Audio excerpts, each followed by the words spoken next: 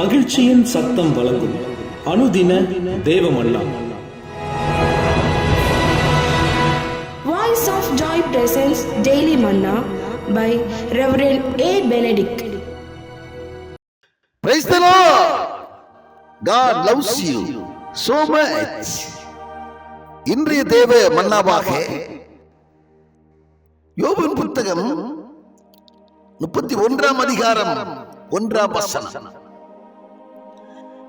என் கண்களோட உடன்படிக்கை பண்ணின நான் ஒரு கன்னிகையின் மேல் நினைப்பாயிருப்பது எப்படி? இன்றைய மன்னாவின் தலைப்பு கண்களோட உடன்படிக்கை செய்து கொண்ட யோபு. கண்களோட உடன்படிக்கை செய்து கொண்டான். இந்த கண்கள் தவறான காட்சிகளை பார்ப்பதில்லை, வேண்டாத காட்சிகளை இந்த கண்களால் நான் பார்ப்பதில்லை என்று சொல்லி அவன் ஒரு உறுதியான தீர்மானம் எடுத்துக் கொண்டான். பாருங்கள், அவனை கேட்கிற அருமையான தேவச்சனமே, கண்களோடு பொருத்தனை செய்ய வேண்டியது, கண்களோடு நாம் ஒரு உடன்படிக்கை செய்ய வேண்டியது அவசியமாயிருக்கிறது. இன்றைக்கு தேவையில்லாமல் வீணான வேண்டாத காட்சிகளை பார்க்கிறதிலே அநேகர் பிரியமாயிருக்கிறார்கள். ஆண்டவர் சொன்னார், வேசித்தனம் பண்ணாதிருப்பாயாக என்று பூர்வத்தாருக்கு சொல்லப்பட்ட வார்த்தையை நீங்கள் கேட்டிருப்பீர்கள். நான் உங்களுக்கு சொல்லுகிறேன், ஒரு ஸ்திரியை இச்சையோடு பார்க்கிற எவனும் அவளோடு விபச்சாரம் செய்தாயிற்று. அதே போலத்தான் ஒரு புருஷனை இச்சையோடு பார்க்கிற எந்த ஸ்திரியும் அவனோடு விபச்சாரம் செய்தாயிற்று. இருத்திருத்தாருக்கும் தான் ஆண்டவர் வார்த்தையை தந்திருக்கிறார். ஆணாயிருந்தாலும் பெண்ணாயிருந்தாலும் முதல் பார்வை தவறல்ல, எதேச்சையாக பார்ப்பது தவறல்ல. ஆனால் அதை இச்சை கலந்த பார்வையோடு இருக்குமே ஆனால், அந்த பார்வை இச்சை கலந்த பார்வையாய் இருக்குமே ஆனால் அவன் பாவத்திலே விழுந்து போகிறான். இந்த இப்படியான காரியத்தை தாவீது செய்தான். பாருங்கள், போர்க்களத்திலே இருந்து படைகளை நடத்தி செல்ல வேண்டியவன் சற்று ஓய்வெடுக்கும்படியாக அவன் தன்னுடைய இல்லத்திலே வந்தது தவறான காரியம்.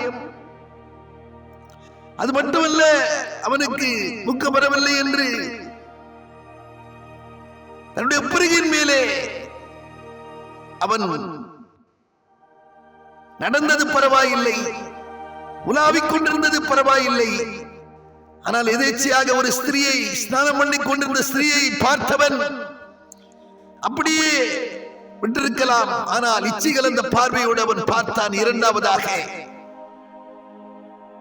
பார்த்ததோடு விடவில்லை, அவன் அரசனாக இருந்தபடியினாலே அவளை அங்கிருந்து அழைத்து வர பண்ணினான், அவளோடு சயனித்தான், அவளுக்காக மகா கொலைபாதகத்தை செய்தான், அவளுடைய கணவனை வடிய பண்ணினான். செய்யத்தகாத அருவருப்பான காரியங்களை அவன் செய்ததினாலே தேவனுடைய கோபத்துக்கு ஆளானான். தேவ கோபத்துக்கு ஆளானான். கேட்கிற அருமையான தேவச்சனமே, கண்களோடு நாம் உடன்படிக்கை செய்ய வேண்டியது அவசியமாயிருக்கிறது. கண்களோடு உடன்படிக்கை செய்கிறவர்கள் தவறான காட்சிகளிலே சிந்தையை வைக்க மாட்டார்கள், தவறான காட்சிகளை பார்க்க மாட்டார்கள். இன்னைக்கு Facebook, வாட்ஸ்அப் என்று சொல்லி வேண்டாதவர்களின் மேலே தன்னுடைய கண்களை பதிய வைத்து வேண்டாத அருவருப்பான காட்சிகளை பார்த்து ஆண்டவரை, பரிசுத்த ஆவியை துக்கப்படுத்த மாட்டார்கள். மாறாக ஆண்டவரையே நோக்கி பார்ப்பவர்கள் பிரகாசம் அடைகிறார்கள். அவரை நோக்கி பார்த்து பிரகாசம் அடைவார்கள். அவர்கள் முகங்கள் வெட்கப்பட்டு போவதே இல்லை என்று வேதம் சொல்லுகிறது. ஆம், ஆண்டவரை நோக்கி பாருங்கள். எல்லாவற்றுக்காகவும் எப்போது அவரை நமக்கு அனைத்தையும் செய்ய வல்லவர்.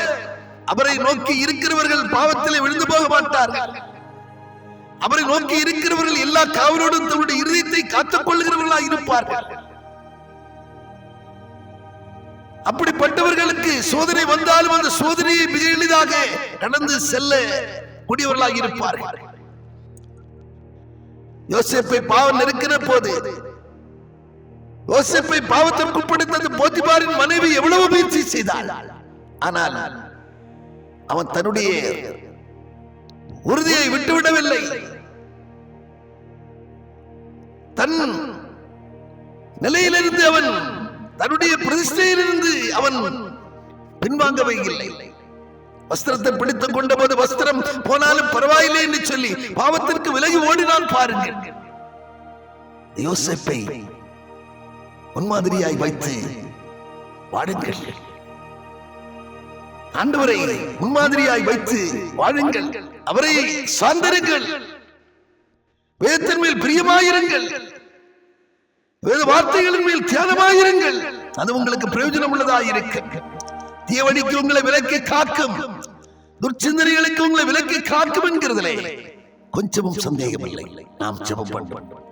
பரலோக பிதாவே, நாங்கள் உம்மை துதிக்கிறோம், ஸ்தோத்தரிக்கிறோம். ஆண்டவரே, கண்களோடு உடன்படிக்கை செய்து கொண்ட அந்த உடன்படிக்கையிலே உறுதியாயிருந்த, தீர்மானத்திலே உறுதியாயிருந்த அந்த யோபு பக்தரை போல நாங்களும் ஆண்டவரே தீயன பார்க்காதபடிக்கு, ஆண்டவரே செய்குரிய பார்வையாக பார்க்காதபடிக்கு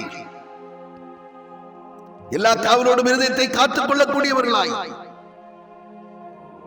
ஆண்டவரே எங்களை மாற்றும்படி, எங்களை உருவாக்கும்படி, எங்களை தப்ப வைக்க வேண்டும் என்று உடைய கருத்தில் அர்ப்பணித்து செபிக்கிறோம். ஐயா, தீங்கு நாளில் விட கூடார மரவில் எங்களை நீர் ஒழித்து எங்களை பாதுகாத்தருளுவீராக. வேதனை உண்டாக்கும் வழி எங்களிடத்தில் உண்டோ என்று எங்களை ஆராய்ந்து பார்த்து எங்களை நித்திய வழியில் நடத்த வேண்டும் என்று உடைய கருத்தில் அர்ப்பணித்து செபிக்கிறோம். பொறுப்படுத்திக் கொள்வீராக. இயேசு கிறிஸ்து நாமத்தில் செபிக்கிறோம் நல்ல பிதாவே, ஆமென்.